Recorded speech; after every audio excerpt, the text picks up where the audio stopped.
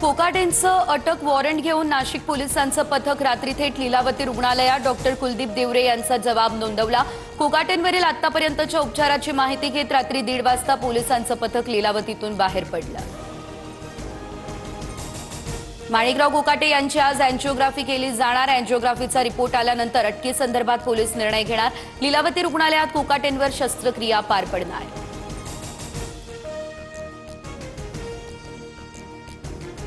माणिकराव कोकाटे यांच्या मंत्रिपदाचा राजीनामा मुख्यमंत्र्यांनी स्वीकारला। पुढील कार्यवाहीसाठी राजीनामा राज्यपालांकडे पाठवला।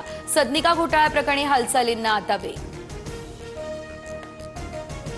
माणिकराव कोकाटे यांच्या याचिकेवर आज हायकोर्टामध्ये सुनावणी। सदनिका गैरव्यवहार प्रकरणी नाशिक कोर्टाकडून कोकाटेंची 2 वर्षांची शिक्षा कायम, तर हायकोर्टाच्या सुनावणीकडे आता सर्वांचं लक्ष। ठाकरेंची शिवसेना आणि मनसेच्या युतीची घोषणा पुढील आठवड्यामध्ये होणार। सूत्रांची माहिती, दोन्ही पक्षांची मुंबई महापालिकेबाबतची अंतिम बैठक पार। 2 दिवसांमध्ये दोन्ही पक्षप्रमुखांची बैठक। राज्य निवडणूक आयोगाची आज सर्व महापालिका आयुक्त आणि निवडणूक निर्णय अधिकाऱ्यांसोबत ऑनलाईन आढावा बैठक।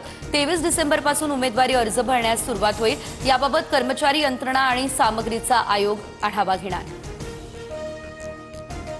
मुंबई महापालिकेसाठी महायुतीचं 150 जागांवरती एकमत, तर उर्वरित 77 जागांवरती आता चर्चा सुरू। बैठकीनंतर भाजपचे मुंबई अध्यक्ष अमित साटम यांची ही माहिती। अजित पवार यांच्या राष्ट्रवादीची आज मुंबईमध्ये बैठक, तर राज्यातील सर्व महापालिका हद्दीतील पदाधिकारी आणि नेत्यांना बैठकीला बोलावलं। प्रदेश अध्यक्ष सुनील तटकरे उपस्थित राहणार। दोन्ही राष्ट्रवादी एकत्र निवडणूक लढवणार का, यावरही होणार चर्चा। पुण्यातील गुंड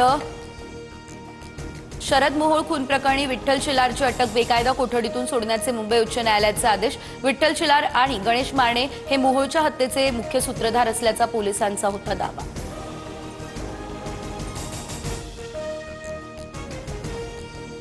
नव्या वर्षापासून सीएनजी आणि घरगुती पीएनजी स्वस्त होणार। 1 जानेवारीपासून गॅसच्या किमती 2 ते 3 रुपयांनी होणार कमी। ग्राहकांना मोठा दिलासा।